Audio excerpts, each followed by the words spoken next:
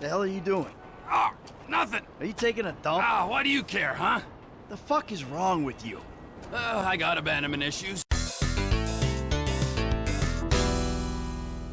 September 17th, 2003. Now that is a day that many will regard as a great day in gaming.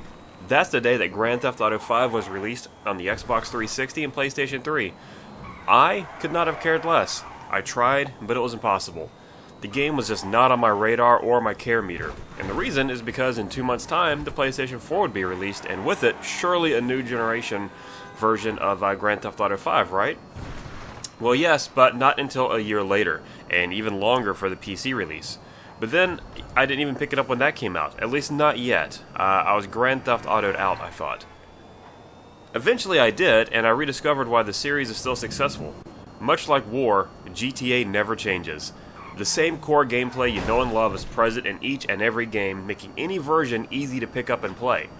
It's the little extra stuff they do that make each new version what it is. Now, this is not a review of all the titles in the series or even an in-depth look at them. It's just an account of my history and thoughts on the series. Now, my adventures with Grand Theft Auto started years ago, 1999 to be exact. I picked up the game on the day it was released, Grand Theft Auto 2 that is. And that was purely by accident. I knew nothing about the game, but my local game store had a display and I happened to wander in. I don't remember if it was the EB Games or a Babbage's or what it was at that time, but it was something like that. Something similar to an old school GameStop. But either way, I bought the game, I went home, and I installed it on my PC. I remember being a bit disappointed to find that it was a top-down game. Now, I didn't know that when I bought it. I was young, and the guy behind the counter was super enthusiastic, so it seemed like a must-buy for me. But once I saw the level of freedom I had to kind of wander around the city, steal cars, beat up random people, I was hooked. I never played more than a handful of the missions, and to this day I have no idea what the game's about. I would spend hours doing the same thing over and over, running over people, beating them up, shooting, listening to the radio. It was great fun, but after about 2 weeks I'd grown tired of it. And that was pretty much the last I would ever touch Grand Theft Auto 2. But fast forward to 2002, and at this time I did not have a PlayStation 2, but I had been hearing a lot of great things about this Grand Theft Auto 3. Now, I'd not seen any video of it, and I was told it was a 3D version of Grand Theft Auto. I imagine what it might be like to actually walk the streets and get a third-person view of the game, and there's no way that was possible. It couldn't be. Well, I bought a copy for my PC, as I was primarily a PC guy at that time. I installed it and prepared myself for what I assumed was just going to be a better-looking Grand Theft Auto 2. But what I saw blew me away. It was a true third-person 3D Grand Theft Auto. I had full control and I could roam free, causing all sorts of mayhem and destruction. In the first few minutes, I knew that the several weeks, if not months, of my life had been accounted for. It took the vision I had in my head, which I had deemed impossible, and obliterated it. It was so much better than I could have imagined at that time. My mind was blown again when I realized that the game's radio stations actually featured real licensed music and fully voice-acted DJs and a talk radio station. Man, I spent hours just driving around and listening to the radio because at the time it was an amazing accomplishment, and I still think it's cool to this day. Every Grand Theft Auto and Saints Row game that I play, I'll drive around and just listen to the radio because a lot of times it's hilarious. But just like Grand Theft Auto 2, I never completed the story of Grand Theft Auto 3. I played several missions, but it got to a point where just driving and causing destruction was more fun, so that took over for weeks. Which, may seem odd nowadays not to do many of the missions, but at the time, this game was basically creating its own genre, so just the freedom to drive around, cause destruction was just amazing at the time. No one had ever done it like that before. So let's fast forward again, but this time to December 2002. I finally got my hands on a PlayStation 2 and picked up a copy of Final Fantasy X and Grand Theft Auto Vice City. Now, Vice City had just been released in October, and hype was still going strong in December for it. However, I elected to play Final Fantasy X instead and didn't touch Vice City until around February or March of 2003. When I did, I felt an immense embarrassment for not playing it sooner. It was a much better, much more stylized and polished version of GTA 3 in my opinion. Everything about it was better and still remains my favorite in the series so far. I was determined to finish this game. It had its claws in me, but it got very, very difficult for me. So as I had done, I ended up just driving around causing trouble, which was still fun. But a few years had passed and San Andreas was fast approaching. I wanted to finish Vice City before getting the new one, so one day I got up at 3 a.m. just randomly. I didn't plan to get up and play the game. I'd just been wanting to play it. It was on my radar to finish it, and I just happened to get up at 3 a.m. one day. I just couldn't sleep. So I was like, great, today's the day. I fired up the PlayStation 2 and I played Vice City from start to finish, just straight through. I finished up at about 5 p.m. and I was ready to eat and then pass out. I was dead tired and my eyes hurt, but I loved every minute of the game. I had logged hours upon hours into those games prior, just running around, but this was the first time I really put time and effort into the story, and I was surprised just how well Rockstar did with it. It made me even more excited for San Andreas. And San Andreas, as it turns out, was actually my very first midnight launch event ever. I showed up at around 11 p.m. and I stood in a long line. GameStop had done it right. They had a line for people to pay for it if you hadn't already, and a line for people who had already paid for it. And if you hadn't pre-ordered it yet and you were just there hoping to snag a copy, well, they had a line for you as well. So it was a total of 3 lines. Now I stood in the paid for line, I showed them my ID, I got my game with no hassle, and I left. Now this was back when GameStop knew how to do a midnight launch. I've yet to attend one since that ran as smoothly as this one. I always hope, but it never happens. Well, I got home around 12:30 a.m. and decided to start it up. I was just going to go to bed and play it the next day after work. In fact, the only reason I went to the midnight launch is so I wouldn't have to fight crowds after work the next day. I hate fighting crowds. However, I said, let's see what the opening sequence looks like. Well, 2 hours later, I had to force myself to stop and sleep as I was due at work in 3.5 hours. San Andreas introduced the mechanic of increasing your strength, your stamina, and all sorts of other skills just by playing the game. It even had a weight gain, weight loss system, and basically encouraging and really forcing you to dive into the city and explore what it had to offer. I really enjoyed taking CJ to the gym, watching him get stronger and gain stamina, which really did help him out in the game.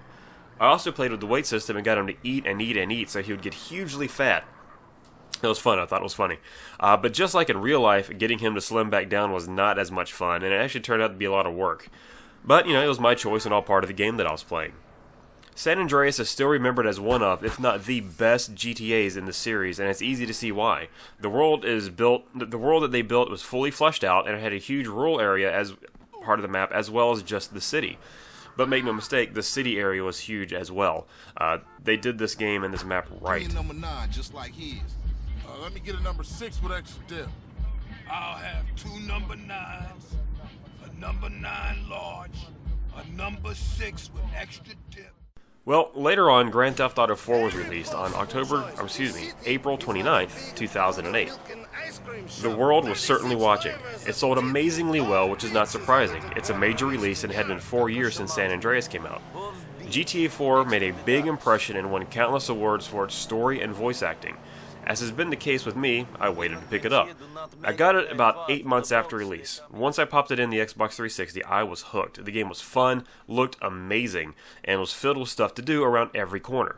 Ultimately, I put in the least amount of hours into GTA 4 than any other series since GTA 2. And by that I mean I put around 40 or so hours into GTA 4. Yeah, that means I spent a ton of time just driving around and shooting and doing nothing in the other games. What turned me off of this game, though, was the driving physics. I'm not going to beat a dead horse since the topic has been talked about in great length, but the driving physics were enough that I just stopped playing. There was a mission I could not pass because they were so bad. I later started playing it again, years later actually, and I got it on the PC as Steam had it on sale for like $2.95 or $1.95 or something. They had a big sale one day, and this was part of it. Thankfully, I had found a mod for the game that gave the cars the same physics as Grand Theft Auto 5, which tells you it was definitely years later that I finally started playing this game again. And it made a world of difference. I still ended up not finishing it. In fact, to this day, Vice City remains the only GTA I've ever finished. But that might change soon. Grand Theft Auto 4 is a beautiful game and has a certain charm to it that's undeniable thanks to its main protagonist, Nico. He just wants to make it in America, and you get to watch his rise to fame as he battles with doing bad things for the right reasons, or at least what he thinks are the right reasons, or just because he feels he needs to do this in order to ultimately reach his goal. The story is incredibly well done and worth playing through, but you should be aware that the game mechanics are a bit hard to handle in this title, or at least I thought so. Now finally, I'm currently playing Grand Theft Auto 5, and I have about 16 hours into it. Steam had it on sale for $35, so I picked it up on PC. I went back and forth on whether I should get it for PC or PS4, and I decided PC since I had not been playing many PC games as of late. I will eventually get it for the PS4 though, I'm sure, just because I'm a collector, I gotta have it. So GTA 5 is a complete refresh of the series and resets the standard for it. You can feel the influence from Red Dead Redemption in terms of the gunfights and the way the characters control, and that's a very welcome addition to the game. Grand Theft Auto 5 is the first game in the series that I've played where the gunplay is actually fun and satisfying to me. In the other earlier games, I hated the gunfights. I would avoid them if I could, but unfortunately, obviously, they're a huge part of the game, so I had to kind of force my way through it. But in GTA 5, I finally feel like I'm playing a Grand Theft Auto with a proper third-person shooting controls.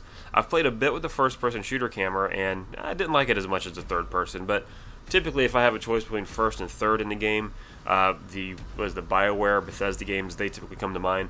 I usually opt for third-person.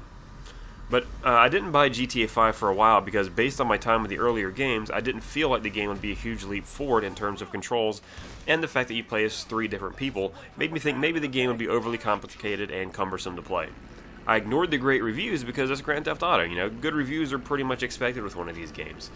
But once I started playing the game, I was, as stated above, very pleasantly surprised with how it plays. You start the game as playing as Franklin. You spend a few hours as him, and you really get to know him and become attached to him. The more I played, the more I liked his character. I wondered how the game was going to handle switching to a new character for me. I didn't want to play as someone else, but after a few hours, Michael was introduced. And as soon as possible, I switched back to Franklin until I was done with all of his missions at that time, and I was forced to play with Michael in order to progress. Well, my fears were soon put to rest. Almost instantly, I liked Michael, and the fact that Franklin accompanied me on missions helped with the transition to a new character. I also liked that while they have their own motivations and stories, they intertwine together almost seamlessly. After hours of playing as both characters, we finally get to meet Trevor. I love Trevor, and I fully realize that is on purpose. I'm supposed to love Trevor. That's what the developers had in mind. He is basically a guilty pleasure, a complete psychopath, and it is glorious.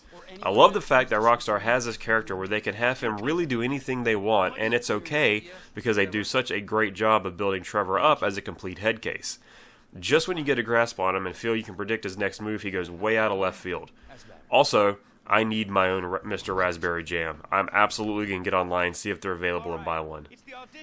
Grand Theft Auto 5 will probably get the distinction of being the second Grand Theft Auto game I actually finish, driven largely by the great controls, but also by the almost episodic way they tell the story with very interesting characters. Rockstar nailed the story and characters in this one. Grand Theft Auto has been a huge part of my gaming past. I'm not mentioning the PSP games here, but I do have them and I have played them. Not until completion, but I'm sure I'll probably get to that point at some point on a long trip or something. Some of the entries have been much better than others thanks to the controls, but all of them have their own identity, their own charm, and are all worth playing even if it's just for the thrill of causing mass destruction in the streets. It's undeniable the amount of fun that can be had just exploring the city. It's nearly an entire game on its own. And that pretty much completes my ramblings and sums up my thoughts on this series. There's a little bit of my personal history with it as well. Its impact on the industry has been huge and filled with great moments and more than its share of controversies. So I hope you enjoyed this, a nice little look back at the series and my thoughts. If you actually watched and listened to the whole thing, I'm impressed and a bit flattered. But anyway, thanks for watching. Have a great day. Please like, subscribe, or dislike. If you disliked it, hey, let me know what I can do better. Your feedback helps me improve, and that's exactly what I want to do. So again, thanks for watching. Have a great day.